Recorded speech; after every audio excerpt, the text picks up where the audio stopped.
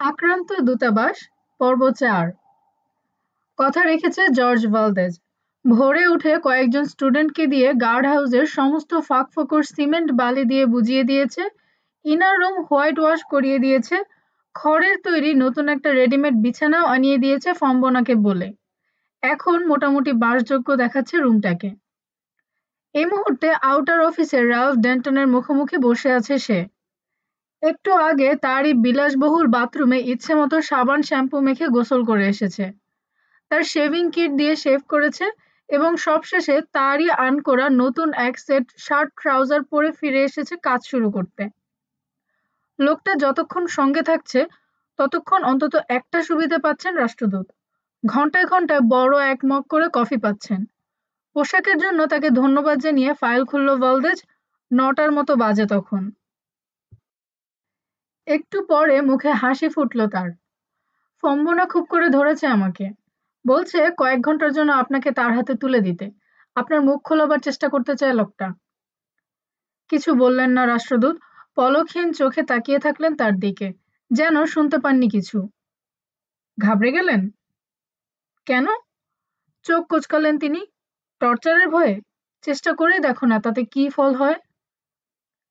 আমি তো বলেছি ও কাজ আমি করি না, সমর্থনও করি না। তাহলে কথাটা বলার কি অর্থ? বাঁকা করে হাসলেন রাষ্ট্রদূত। ভালদেজ, নিজেকে খুব স্মার্ট ভাবো তুমি, না? আমি কিন্তু তোমার মনের সব কথা পড়তে পারছি। তোমার ভেতরে সব কাচের মতো পরিষ্কার দেখতে পাচ্ছি। আর যাই করো, দয়া করে জড়বুদ্ধির লো লেভেল গর্দভ ভেবে বসো না আমাকে। তাতে তোমারই উপকার হবে। এইসব নরম গরম টেকনিক কোনো কাজে আসবে না। কিউবান চুপ করে আছে দেখে আবার বললেন, প্রথম দিন নরমে কাজ না হতে গরম হয়ে আমাকে সাজা ঘোষণা করে গেলে। পরের বারে সেই ইঁদুরের হাত থেকে আমাকে বাঁচাতে ব্যস্ত হয়ে উঠলে, একেবারে দেবতা সেজে বসলে। ইঙ্গিতে ইনার রুম দেখালেন। এত সব কেন করলে আমি বুঝি না ভেবেছ? সরি মিস্টার নাইস গাই, এসবের বিনিময়ে কিছুই পাচ্ছ না তুমি। ইঁদুর নিয়ে তোমার মাথা ব্যথা যে কত স্থূল চাতুরি আমি বুঝি। কিছুক্ষণ একভাবে তার দিকে তাকিয়ে থাকলো ভালদেজ। ভুল ডেন্টন, আপনি তো আমার দেশে ২ দফায় কয়েক বছর থেকে এসেছেন। নিশ্চয় জানেন ফসল তোলার সময় হলে ছাত্রদেরকে কৃষকদের সাথে মাঠে কাজ করতে হয় ওখানে। অনেক বছর আগে এরকম একবার আখ কাটতে গিয়েছিলাম আমি। বেশ গরিব এক চাষির বাড়িতে থাকতাম। তার বাবা ছিল অথর্ব এক বুড়ো, প্রায় ১০০ বছর বয়স। দিনরাত সামনের খোলা বারান্দায় পড়ে থাকতো।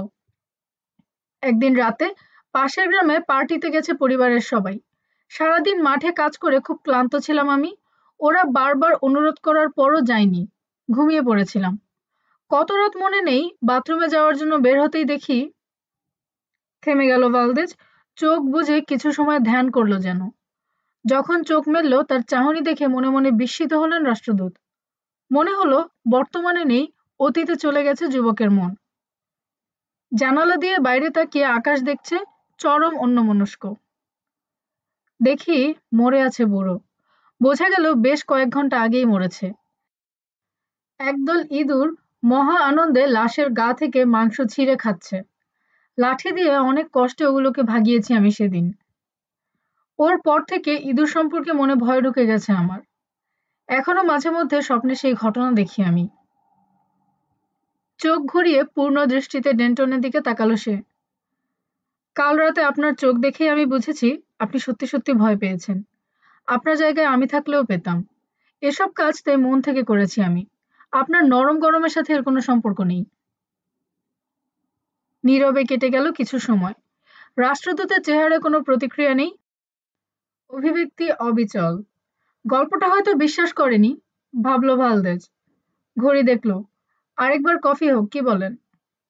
জবাব নেই। গার্ডের উদ্দেশ্যে হাঁক ছাড়ল কিউবান। কফির জন্য বলে ফাইল নাড়াচাড়া করতে শুরু করলো। এক জায়গায় থামলো সে, চোখ তুলে বলল, আমি একটা কোটেশন পড়ছি, শুনুন। আমার দেশের প্রতিরক্ষা বাহিনীর সবচেয়ে তুখোড়, সবচেয়ে ক্ষমতাশালী উইং মেরিন কর্পসের সক্রিয় সার্ভিসে ছিলাম ৩৩ বছর। সে সময় আমি ছিলাম ওয়াল স্ট্রিট আর ব্যাংকারদের জন্য মুনাফা খুঁজে নিয়ে আসার হাই ক্লাস মাসলম্যান, ক্যাপিটালিজমের র্যাকেটিয়ার। ১৯১৪ সালে মেক্সিকো, বিশেষ করে টাম্পিকোর তেল সম্পদ আমেরিকান তেলের চাহিদা পূরণের জন্য নিশ্চিত করি আমি। হেইতি আর কিউবায় ন্যাশনাল ব্যাংকের শাখা খুলে ওয়াল স্ট্রিটের রেভিনিউ প্রবাহ বাড়াতে সাহায্য করি। ১৯১৬ সালে দেশের চিনির চাহিদা পূরণের ঘাঁটি হিসেবে ডমিনিকান রিপাবলিককে বাছাই করে রাজি করাই। তারও আগে ১৯০৩ সালে হন্ডুরাসকে শুধু আমার দেশের ফল কোম্পানির কাছে সমস্ত ফল রপ্তানি করতে রাজি করাই। চোখ তুলল ভালদেজ। এক্সেলেন্সি, কথাগুলো কার জানেন? হ্যাঁ, জেনারেল স্মিডলি ডি বাটলারের। এ ব্যাপারে আপনার কোনো কমেন্ট? আপনাদের এত সব কীর্তি শেষ বয়সে কেন ফাঁস করে গেল মানুষটা? শ্রাগ করলেন রাষ্ট্রদূত। বোধহয় পেনশন মন মতো হয়নি। রাগ দমন করল কিউবান। এর মধ্যে কিছু অপরাধের স্বীকারোক্তি আছে। ব্যাপারটা পরিষ্কার, নাকি বলেন? ক্যাপিটালিস্ট এক্সপ্লয়টেশনের কথা? তো কি, ওটা আমাদের সরকারের পলিসি। সরকার বিদেশে আমাদের ব্যবসায়ীদের স্বার্থ দেখাশোনা অতীতেও করেছে, এখনো করছে। হয়তো কোথাও কোথাও বাড়াবাড়ি কিছু হয়েছে, কিন্তু ওসব আজ ইতিহাস। দশকের পর দশক ধরে আমার সরকার প্রমাণ করেছে ক্যাপিটালিজম সেরা। আর তোমাদের কমিউনিজম? শ্রাগ করলেন রাষ্ট্রদূত। এই দুই সিস্টেমের ফারাক বোঝার মতো জ্ঞান নিশ্চয়ই তোমার আছে। আমাদের সরকার সাধারণ ব্যবসায়ীদের স্বার্থ দেখে, তোমাদের সিস্টেম দেখে পার্টি মেম্বারদের। জনসাধারণ না খেয়ে মরলে তাদের কিছু যায় আসে না। আবার পাতা উল্টালো যুবক। সেদিন বেশি দূরে নেই যেদিন আমাদের স্টার অ্যান্ড স্ট্রাইপ বিশ্বের সমান দূরবর্তী ৩ প্রান্তকে এক সীমারেখার অন্তর্ভুক্ত করবে। একদিকে উত্তর মেরু, মাঝে পানামা খাল, আরেকদিকে দক্ষিণ মেরু এক সুতোয় বাঁধা পড়বে। সেদিন পুরো গোলার্ধ হবে আমাদের। সত্যি কথা বলতে কি, জাতি হিসেবে শ্রেষ্ঠত্বের প্রতিযোগিতায় এগিয়ে থাকার পুরস্কার হিসেবে তা হবে আমাদের ন্যায্য পাওনা। মুখ তুলল ভালদেজ। কথাগুলো আর কারো নয়, আমেরিকার এক প্রেসিডেন্টের। হ্যাঁ, প্রেসিডেন্ট ট্যাফটের। ১৯১২ সালে বলেছেন, কানাডিয়ানরা ছিল লক্ষ্য। তাতে কি, দিন পাল্টেছে। যুবক আবার কিছু বলতে যাচ্ছে দেখে বাধা দিলেন ডেন্টন। শোনো, এসব নিয়ে হাজারবার ভেবেছি আমি, তোমার জন্মেরও আগে। পুরনো অন্যায় বা অপরাধ দিয়ে একটা জাতিকে বিচার করতে চাইছো তুমি? কত পিছনে যেতে চাও অতীত ইতিহাস খুঁড়তে? ৫০ বছর, ১০০, না ১০০০? নতুন নতুন দেশ আবিষ্কার করার জন্য স্প্যানিয়ার্ডদের বিচার করতে চাও তুমি?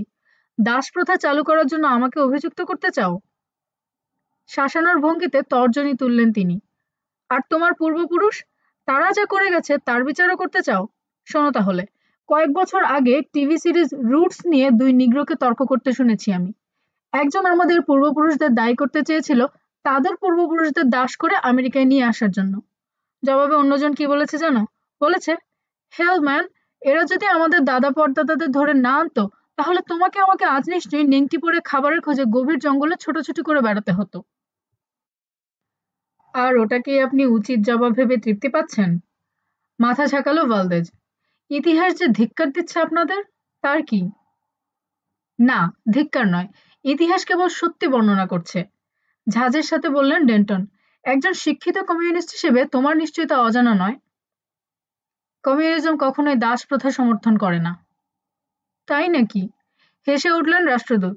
তাহলে রাশিয়া যখন তোমাদের সর্দার ছিল, তখন গুলাগে ক্যাম্পগুলো কিসের ছিল? যাদের ওখানে ধরে নিয়ে আটক করা হতো, তাদের দিয়ে কি করানো হতো? উরাল সাইবেরিয়ায় ওসব কি ছিল, ধর্মশালা? বন্দীদের দিয়ে উদয়াস্ত ঈশ্বরের বন্দনা করানো হতো? চাপা দীর্ঘশ্বাস ছাড়ল কিউবান। বুঝতে পারল ভুল পথে এগোচ্ছে সে। এ পথে গন্তব্যে পৌঁছানো যাবে না। এই মানুষটিকে যুক্তি দিয়ে কাহিল করা তার দ্বারা অন্তত সম্ভব হবে না। কারণ এ লোক তার দ্বিগুণেরও বেশি বয়সী, এসব যুক্তি ভেজে খেয়ে বসে আছে বহু আগেই। ভালদেজের পকেটে এমন কোনো যুক্তির ট্রিক নেই যা দিয়ে মানুষটিকে সে হারাতে পারে। ভালদেজ, দুরাশা ছাড়ো, বলে উঠলেন তিনি। ভেবেছ তুমি আমার উপর প্রভাব বিস্তার করতে পারবে? পারবে না, ভুলে যাও। ধীরে সুস্থে ব্যাগ থেকে আরেকটা ফাইল বের করলো যুবক। এখনই অস্ত্রটা ব্যবহার করার ইচ্ছে ছিল না তার, তবু করতে হচ্ছে। অন্তত মানুষটাকে একটা ঝাঁকি দিয়ে ভবিষ্যতের জন্য তৈরি করতে হবে। একটা নাম উচ্চারণ করলো সে, আম্পারো ফ্লোরেস। অবিচল দৃষ্টি মুহূর্তের জন্য কেঁপে উঠল ডেন্টনের। ঠোঁটের বাঁকা হাসি মুছে গেল। উল্লাস বোধ করল কিউবান। পাহাড় কিছুটা হলেও নড়েছে তাহলে। কি? আম্পারো ফ্লোরেস, এক মেয়ের নাম। কমিউনিজম, বিশেষ করে কিউবান কমিউনিজমের উপর তার জন্যই আপনার এত আক্রোশ, এত ঘৃণা। কথা নেই রাষ্ট্রদূতের মুখে। দেয়ালের দিকে চেয়ে বসে আছেন, চেহারায় বিষাদের ছায়া, খুব অস্পষ্ট। এখন আর দুজনের কেউ কারো কাছে আগন্তুক নয়। কিউবান ভাবছে অনেক পুরনো হলেও একটা যোগসূত্র ঘটে গেছে পরস্পরের মধ্যে। মুহূর্তের জন্য হলেও মানুষটার জন্য আফসোস হলো তার। পড়তে শুরু করলো। ১৯৫৮ সালের মে থেকে ১৯৫৯ সালের মার্চ, এই ১০ মাস সুন্দরী ফ্লোরেস আম্পারোর সাথে সম্পর্ক ছিল হাভানার মার্কিন দূতাবাসের তৎকালীন পলিটিক্যাল কাউন্সিলর তরুণ রালফ থিওডর ডেন্টনের। একে অন্যের প্রেমে পড়ে তারা, যৌন সম্পর্ক ছিল। বাতিস্তার বন্ধু হুয়ান ফ্লোরেস ও নিনা ফ্লোরেসের একমাত্র মেয়ে আম্পারো হাভানা ভার্সিটির ছাত্রী ছিল। বিপ্লব বিরোধী তৎপরতায় জড়িত থাকার অপরাধে ৫৯ সালের ২৮শে মার্চ গ্রেফতার করা হয় আম্পারোকে। ক্যাস্ট্রো সরকারের প্রতিবাদের মুখে রালফ ডেন্টনকে দেশে ডেকে পাঠায় ওয়াশিংটন। এরপর মে মাসের ৪ তারিখে সেরিব্রাল থ্রম্বসিসে আক্রান্ত হয় আম্পারো। একই মাসের ১১ তারিখে মারা যায়। মিথ্যে কথা, চিৎকার করে উঠলেন ডেন্টন। মিথ্যে কথা, তোমরা ওকে খুন করেছো। নিরীহ নিরপরাধ ছিল ও। এক আমেরিকানকে ভালোবাসতো আম্পারো, তোমাদের তা সহ্য হয়নি, তাই মিথ্যে নাটক করে মেরেছো ওকে। তোমরা কিউবান বিষ্ঠার থলি। এসব যখনকার ঘটনা, শান্ত গলায় ভালদেজ বলল, তখন আমার জন্মও হয়নি ডেন্টন। তুমি ওরা কোনো তফাৎ নেই। প্রচন্ড ঘৃণার সাথে উচ্চারণ করলেন তিনি, তোমরা সবাই সমান। সময় হয়েছে, ভাবল কিউবান। এখনই শুরু করে দেবে নাকি? না, আরো পরে। এখনো মচকায়নি লোকটা। সময়টা স্বাভাবিক ছিল না ডেন্টন। বিপ্লবোত্তর যে কোনো দেশেই অমনটা ঘটতে পারে। সন্দেহ, অবিশ্বাস, ওসব বাজে যুক্তি। হুয়ান ফ্লোরেস বাতিস্তার ঘনিষ্ঠ ছিল, তাই তাকে মেরে ফেলা হয়েছে। আম্পারোকে আমি ভালোবাসতাম, তাই ওকে। আম্পারো স্পাই ছিল, এক্সেলেন্সি। বাতাসে হাতের বাড়ি মারলেন তিনি। একদম বাজে কথা। খুব ভালোবাসতেন আম্পারোকে? জবাব না পেয়ে আবার বলল সে, আমাদের পরিবারের সাথে ওদের পরিবারের ঘনিষ্ঠতা ছিল। শুনেছি মেয়েটি অপূর্ব সুন্দরী ছিল। কোনো প্রতিক্রিয়া নেই। এক্সেলেন্সি, বাতিস্তার সিক্রেট পুলিশ নেটওয়ার্ক গোপন তথ্য সংগ্রহে খুবই ওস্তাদ ছিল। ওদের প্রায় সমস্ত ফাইল আমাদের হাতে আছে। প্রচুর সোর্স ছিল ওদের। মেইড, শোফার, বার মালিক, কল গার্ল, গার্লফ্রেন্ড, আরো অনেক। আপনি জানেন তখন আপনাদের যে এম্বাসিডার ছিল হাভানায়, স্মিথ, তার একসঙ্গে ৪ রক্ষিতা ছিল। আপনার ফাইলেও অনেক তথ্য আছে। নিশ্চয়ই। ঠোঁট বাঁকিয়ে হাসলেন ডেন্টন। আমার কতজন ছিল?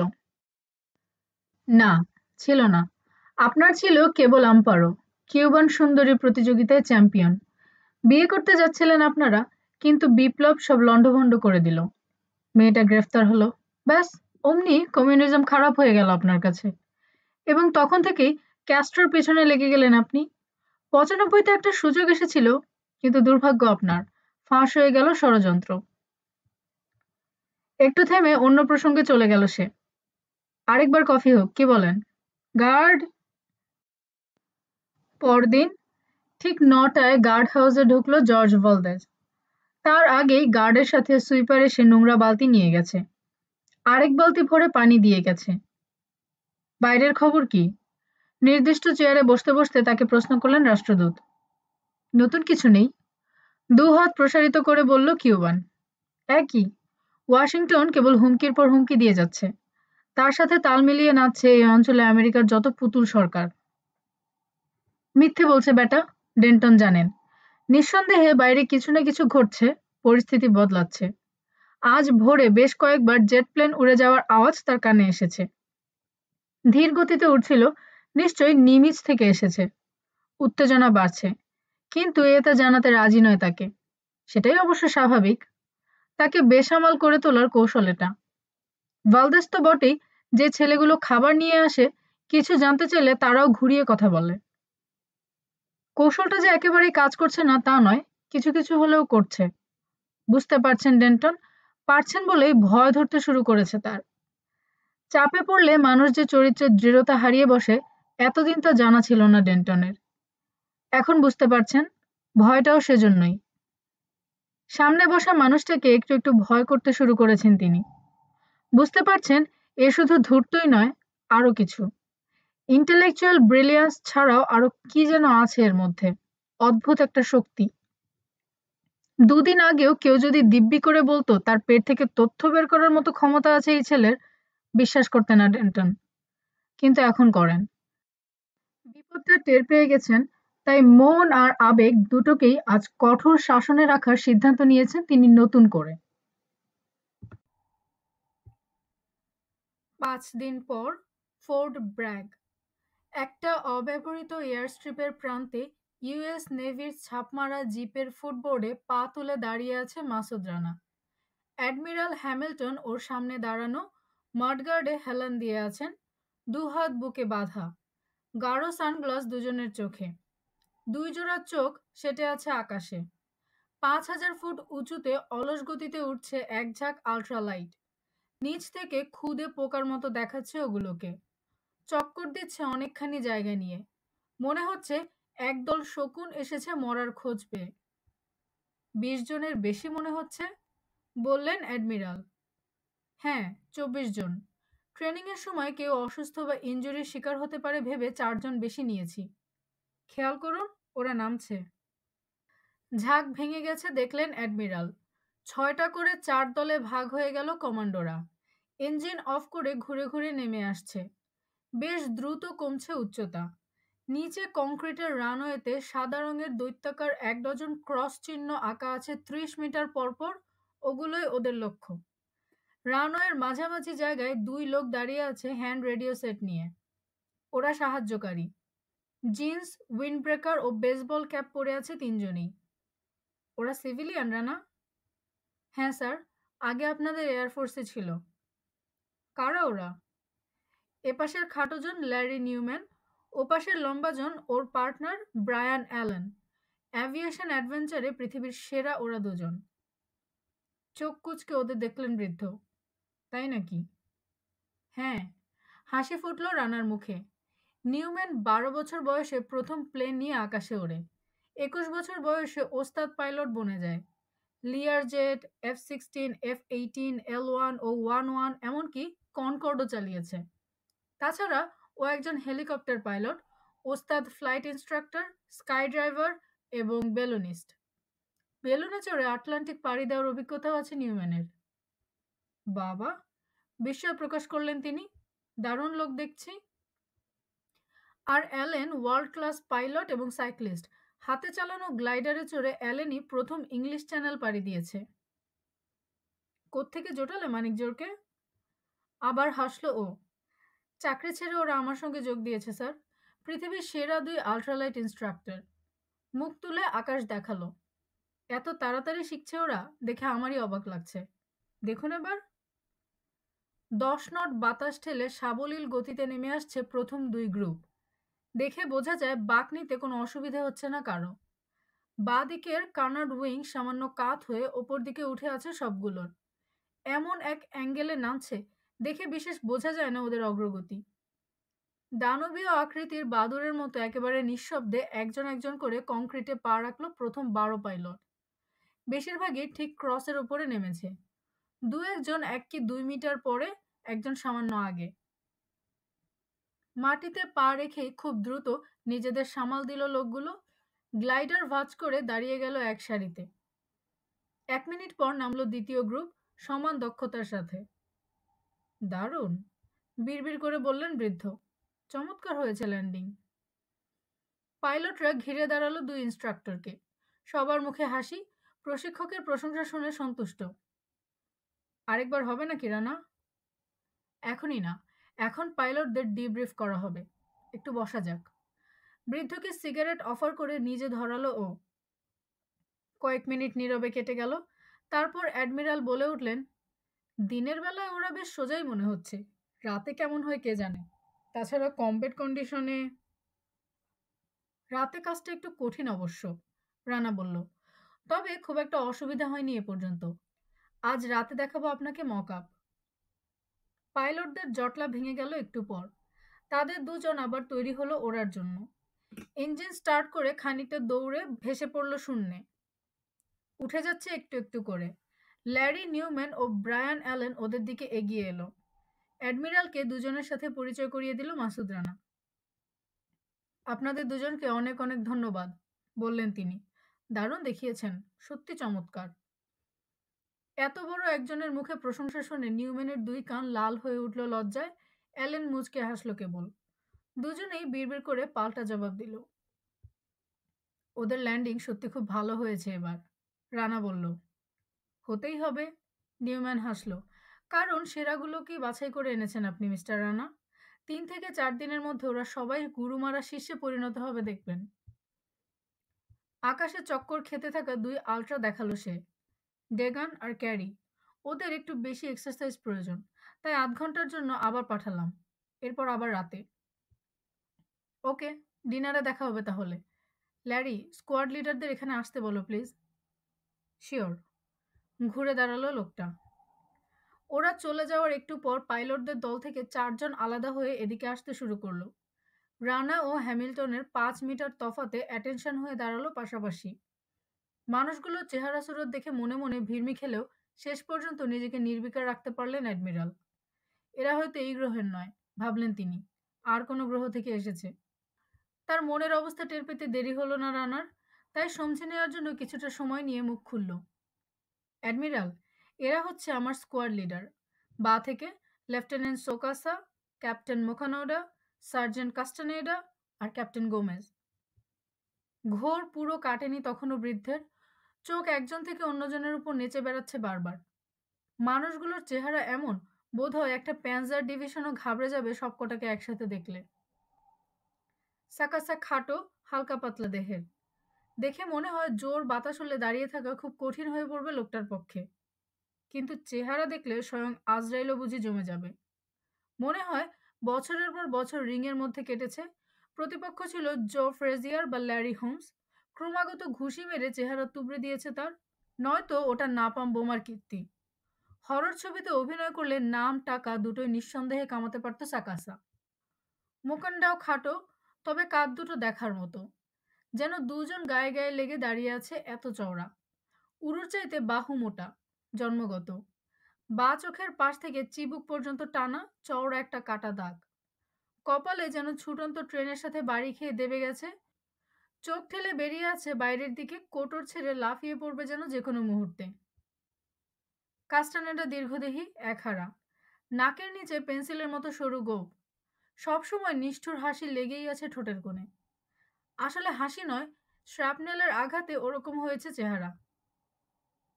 গোমেজের চেহারায় কোনো বৈশিষ্ট্য নেই, প্রায় হ্যান্ডসামই বলা যেতে পারে, কিন্তু তার মধ্যেও চেহারায় কি যেন একটা আছে।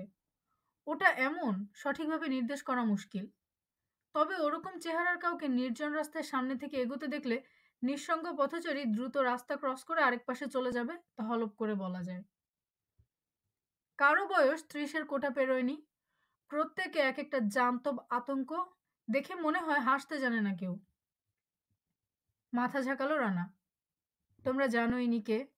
আজ রাতে তোমাদের এক্সারসাইজ দেখবেন ইনি। আমি চাই ঘড়ি ধরে সবকিছু করবে আজ তোমরা। ইয়েস স্যার, একযোগে বলল 4 জন। কাজ চালিয়ে যান, অ্যাডমিরাল বললেন। আপনাদের ওপর পড়েছে অনেক বড় একটা কাজের দায়িত্ব। ওদের বিদায় করে জিপে উঠে পড়ল রানা অ্যাডমিরাল। নিজের বর্তমান ঠিকানা ফোর্ট ব্র্যাক ক্যান্টনমেন্টের গেস্ট হাউসের দিকে গাড়ি ছোটালো রানা। মার্কিন সরকারের প্রস্তাব এলে এখানে ঘাঁটি তৈরির চিন্তা আগেই করে রেখেছিল ও। ওয়াশিংটন থেকে একটু দূরে জায়গাটা। ক্রাইস্ট রানা, একটা দীর্ঘশ্বাস ছেড়ে বৃদ্ধ বললেন, এদের কোত্থেকে জোগাড় করেছো তুমি? অল্পদিন আগে আর্মি থেকে রিটায়ার করেছে এরা স্যার। কে কোথায় আছে জানা ছিল, কল করতে 2 দিনের মধ্যে এসে হাজির। কোন আর্মি? সাকাসা আর গোমেজ পানামানিয়ান, মোকান্ডা হন্ডুরান, কাস্টানেডা নিকারাগুয়ান। সবাই স্প্যানিশ জানে। তোমার সাথে এদের পরিচয় কি করে? পাশে তাকালেন বৃদ্ধ। যার যার দেশে। বাকি কথা চেপে গেল ও। বলল না এর সবাই গেরিলা ট্রেনিং নিয়েছে ওর কাছ থেকে। বিভিন্ন উপলক্ষে ওসব দেশে গিয়ে অনেক যৌথ অভিযানে অংশ নিতে হয়েছে রানাকে, বিশেষ করে মাদক বিরোধী অভিযান। তখন থেকেই ওদের পরিচয়। এরা প্রত্যেকে টাফ, নেতৃত্ব দিতে জানে। স্কোয়াডের অন্যরাও এদের মতো বাইরের? অর্ধেকের মতো আমেরিকান। রানা বলল তার প্রশ্নের আসল কারণ বুঝে। কালো না সাদা? হাসলেন বৃদ্ধ। রানাও হাসল। দুটোই স্যার। যাক, নইলে জেনারেলরা হয়তো বাগড়া দেওয়ার চেষ্টা করতো এথনিক মাইনরিটি অ্যাসল্ট ফোর্স বলে। একটু থেমে আবার বললেন, তোমার 4 স্কোয়াড লিডার দেখতে বড় ভয়ঙ্কর রানা। বাপরে, ভয় ধরে গিয়েছিল ওদের চেহারা দেখে। ঠোঁট টিপে হাসল ও। গোমেজ কিন্তু ক্লাসিক্যাল মিউজিকের ভক্ত স্যার। আর প্রথমজন সাকাসা, একজন কবি। হ্যাঁ, বলো কি, ওই লোক কবি? শুধু কবি নয়, প্রেমের কবি। রাত 10:30। উঁচু এক স্ক্যাফোল্ডিং টাওয়ারের ওপরের প্ল্যাটফর্মে দাঁড়িয়ে আছে রানা ও অ্যাডমিরাল। পেছনে অ্যালেন আর নিউম্যান বাতাসের অবস্থা নিয়ে আলোচনা করছে। টাওয়ার থেকে দেখা যাচ্ছে নিচের মক আপ জোন। কারাকাস মার্কিন দূতাবাসের ডামি। অন্ধকারে ওটার আউটলাইন দেখা যাচ্ছে কোনো মতে। কদিন লেগেছে এটা তৈরি করতে? কম্পাউন্ডের এ মাথা ও মাথা চোখ বুলিয়ে প্রশ্ন করলেন অ্যাডমিরাল। 24 ঘন্টা, রানা বলল। এত তাড়াতাড়ি? হ্যাঁ, প্লাইউড আর ক্যানভাসের তৈরি পুরোটা, তবে মাপজোক সব এক। ওখানে যেটা যেখানে আছে এটাতেও তাই আছে। আসুন দেখাচ্ছি। প্ল্যাটফর্মের রেলিং ঘেঁষে দাঁড়ালো রানা। ডান দিকের বড় এক কাঠামো দেখালো। ওটা হচ্ছে চ্যান্সেরি হাউস। মোকান্ডার স্কোয়াড নামবে ওটার পেছনে। ওই যে ওটা রেসিডেন্স এরিয়া। কাস্টানেডের স্কোয়াড ল্যান্ড করবে ওটার পেছনে। সাকাসারটা ওদিকে, অ্যাপার্টমেন্ট ব্লকের ওপাশে। গোমেজের স্কোয়াড 1000 ফুট উঁচু থেকে ঘুরে ঘুরে নেমে আসতে থাকবে। প্রথম গুলির শব্দ শোনা মাত্র ইঞ্জিন অফ করে নামার গতি বাড়িয়ে দেবে। কম্পাউন্ডের উপর ঘুরে ঘুরে এইসব বিল্ডিংয়ের ছাদের গান এমপ্লেসমেন্টের ওপর গ্রেনেড ফেলতে শুরু করবে। ওগুলোর ব্যবস্থা সেরে নেমে পড়বে ওরা। কপ্টারের জন্য ল্যান্ডিং জোন রেডি করবে এক বড় স্পেস নিয়ে। কপ্টার পৌঁছাতে কতক্ষণ লাগবে? বেশিক্ষণ না। আমাদের 5 মিনিট পর আকাশে উড়বে সব রেস্কিউ কপ্টার। তার আগেই জায়গা মতো পৌঁছে যাবে হেলিকপ্টার গানশিপ। কম্পাউন্ডের চারদিক ঘিরে রাখবে ওগুলো। রিইনফোর্সমেন্ট বাহিনী এগোবার চেষ্টা করলে বাধা দেবে। মিশন শেষ করতে কত সময় লাগবে মনে করো? জানতে চাইলেন বৃদ্ধ। নিচের কম্পাউন্ডে নেচে বেড়াচ্ছে চোখ। 8 থেকে 10 মিনিট। ভারী সন্তুষ্ট হলেন বৃদ্ধ। কিন্তু নিচে খুব অন্ধকার রানা। ওরা ঠিক জায়গা চিনে নামতে পারবে তো? লাইট ইন্টেন্সিফাইং গ্লাস থাকবে সবার চোখে, বলল রানা। অন্ধকার রাতেও মোটামুটি দেখা যায় ওগুলো দিয়ে। আধার অন্তত কোনো সমস্যা হবে না। কিছু সময় চুপ করে থাকলেন অ্যাডমিরাল। কি কি অস্ত্র সঙ্গে নেবে তোমরা ঠিক করেছো নিশ্চয়ই? মাথা দোলালো ও। ছুরি, সাপ্রেসার সহ ইনগ্রাম সাবমেশিন গান, বিভিন্ন ধরনের গ্রেনেড, কিছু পুরনো কিছু নতুন, আর প্রত্যেক স্কোয়াডে একটা করে পাম্প অ্যাকশন শটগান। এই ধরনের মিশনে ওর কোনো বিকল্প এখনো কেউ তৈরি করতে পারেনি। হাতঘড়ির ডায়ালে চোখ বুলিয়ে নিলেন বৃদ্ধ। আর কতক্ষণ লাগবে ওদের? দেরি নেই। নিজের ঘড়িতে চোখ রেখে জবাব দিল ও। যে কোনো মুহূর্তে এসে পড়বে। চেষ্টা করে দেখুন ওদের স্পট করতে পারেন কিনা স্যার। চোখ কুঁচকে ঝাড়া 2 মিনিট অন্ধকারের দিকে তাকিয়ে থাকলেন বৃদ্ধ। সরু গলা বাড়িয়ে একবার ডানে একবার বাঁয়ে খুঁজে বেড়াতে থাকলেন ওদের। তারপর মৃদু গলায় বলে উঠলেন, ওরা বোধহয় লেট করে ফেলেছে রানা। নিঃশব্দে হাসল ও। না স্যার, ওরা পৌঁছে গেছে জায়গা মতো। হাত তুলে চ্যান্সেরি বিল্ডিং দেখালো। ওই দেখুন। দুটো কালো বাদুর ঠিক তখনই পা রাখলো মাটিতে, ভবনের ঠিক পেছনে। অন্যদিক নির্দেশ করলো ও। বেশ কিছু কাঠামো বেড়ালের মতো নিঃশব্দে দৌড়ে এগোচ্ছে রেসিডেন্সের দিকে, আরেক দল অ্যাপার্টমেন্ট ব্লকের দিকে। বেকুব বনে গেলেন বৃদ্ধ। হাউ দ্য হেল!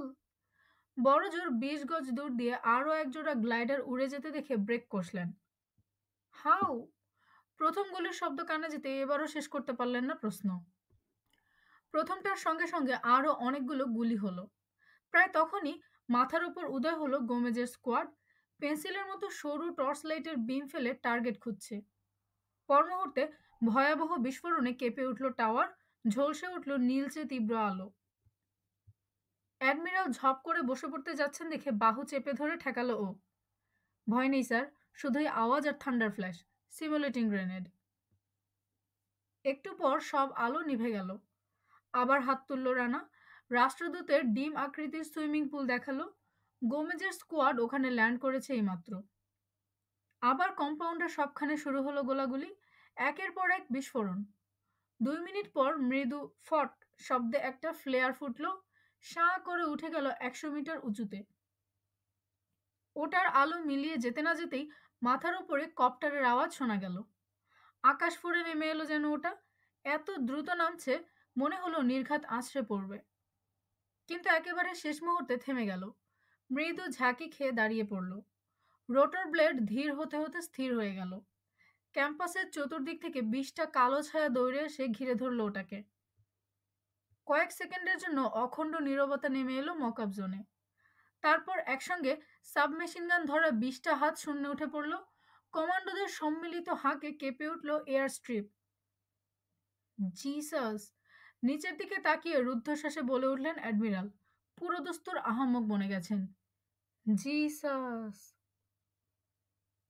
নিজের কোয়ার্টারের লিভিং রুমে বসে আছে রানা ও অ্যাডমিরাল।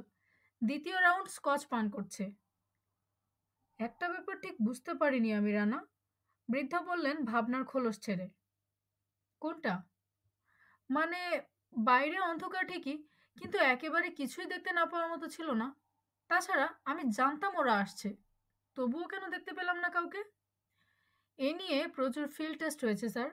দেখা গেছে এয়ারক্রাফটের খোঁজে কেউ যখন আকাশের দিকে তাকায়, বড় জোর 45 ডিগ্রি অ্যাঙ্গেলে তাকায়, একেবারে খাড়া উপরে তাকায় না।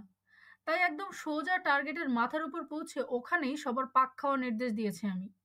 আল্ট্রার জন্য এই ব্যবস্থা 100 ভাগ নিরাপদ, কারণ ইঞ্জিন শক্তিশালী হলেও আওয়াজ খুবই সামান্য, কেউ শুনে ফেলার ভয় নেই। এক চুমুক স্কচ কিনলেন বৃদ্ধ। ও বয়, যা দেখালে তুমি আজ! প্রেসিডেন্ট শুনলে কি যে খুশি হবেন। সেদিন তোমার কথাবার্তায় খুব প্রভাবিত হয়েছেন প্রেসিডেন্ট। পরদিন কয়েকজন জেনারেলকে কিছু কিছু বেকায়দা প্রশ্ন করেছেন তাদের সো কল্ড মেজর অপারেশন সম্পর্কে। ওখান থেকে ফিরে যখন তোমরা আজকে স্টেজ রিহার্সালের কথা জানাবে, ও বয়! কিছু ভাবলেন বৃদ্ধ। রানা, তোমার সোর্স ওখানকার আর কোনো খবর দিয়েছে? ওপর নিচে মাথা তোলালো ও। রাষ্ট্রদূতের ওপর মনস্তাত্ত্বিক অত্যাচার চালাচ্ছে কিউবান এজেন্ট। তার মুখ থেকে অপারেশন কোবরার কিউবান কোলাবরেটরদের নাম বের করার জন্য চাপ দিচ্ছে। চুকচুক আওয়াজ করলেন তিনি। মানুষটা এমনিতেই বড় দুঃখী, নিঃসঙ্গ, তার ওপর। চুমুক দিতে গিয়েও দিল না রানা। মানে? ক্যাস্ট্রোর ক্ষমতা দখলের আগে ওখানকার পলিটিক্যাল কাউন্সিলর ছিলেন ভদ্রলোক। ভালোবেসেছিলেন এক কিউবান সুন্দরীকে। বিয়ের কথাও পাকাপাকি ছিল দুজনের। হঠাৎ ক্ষমতা দখল করলো ক্যাস্ট্রো। মেয়েটির বাবা বাতিস্তার ঘনিষ্ঠও ছিল বলে গ্রেফতার করা হলো তাকে। মেয়েটিও স্পাইংয়ের অভিযোগে গ্রেফতার হলো। গ্রেফতারের কদিন পরেই মারা গেল বেচারি। শ্রাগ করলেন বৃদ্ধ। ব্যাস, মন ভেঙে গেল ডেন্টনের। সেই দুঃখে আর বিয়েই করলেন না। কিউবান স্পাইটার টর্চার যদি মাত্রা ছাড়িয়ে যায়, তবে একদল সাইকোলজিস্ট আর সাইকিয়াট্রিস্ট ডেন্টনের ইন ডেপথ প্রোফাইল পর্যালোচনা করে প্রেসিডেন্টকে রিপোর্ট দিয়েছে। তাদের মতে সহজে মচকাবার নন ভদ্রলোক। দীর্ঘ নীরবতা। সিগারেট ধরিয়ে টানতে লাগলো রানা, অন্যমনস্ক। এদিকে সিআইএ পরিস্থিতি আরো জটিল করে তুলছে। ঘুরে তাকে দেখলো ও। কিরকম? কাল ওরা প্রেসিডেন্টকে ওদের প্ল্যান জানিয়েছে। মানে? চোখ কুঁচকে উঠল রানার। রাষ্ট্রদূতকে মেরে ফেলার ব্যাপারে আর কি। তুমি সেদিন যা বলছিলে, ওদেরও সেই মত। ভদ্রলোক মুখ খুললে বড় রকম কেলেঙ্কারিতে জড়িয়ে পড়বে দেশ। তারপর? প্রেসিডেন্ট এক কথায় না করে দিয়েছেন। আমার বিশ্বাস তোমার প্ল্যানের উপর ভরসা রেখে নাকচ করেছেন। নইলে ডেন্টন যদি সত্যিই মুখ খুলতে বাধ্য হন, পরিণতি কি হবে তা ভালোই বোঝেন প্রেসিডেন্ট। তোমার প্রস্তুতি শেষ হতে আর কতদিন লাগতে পারে রানা? 4 দিন। মাথা ঝাঁকালেন অ্যাডমিরাল। আমি তাহলে প্রেসিডেন্টকে গিয়ে বলি তুমি 7 দিনের মধ্যে রওনা হতে পারবে? বলবো? বলুন, হয়তো আরো আগেই পারবো। তবু 2-1 দিন সময় হাতে রাখা ভালো। সিগারেট ধরালেন বৃদ্ধ। ভালো কথা। কারাকাসে সিআইএর হয়ে যে যোগাযোগ করছে কম্পাউন্ডের কুকের সাথে, জানা গেছে? হ্যাঁ, বলল রানা। স্যান্ডলার, সিআইএর এজেন্ট। জিম্মিদের জ্যাকেটের ব্যাপারেও যা অনুমান করেছে তা যেন মিথ্যে না হয়, মনে মনে সৃষ্টিকর্তার উদ্দেশ্যে মিনতি জানালো ও। যেন সত্যি হয়।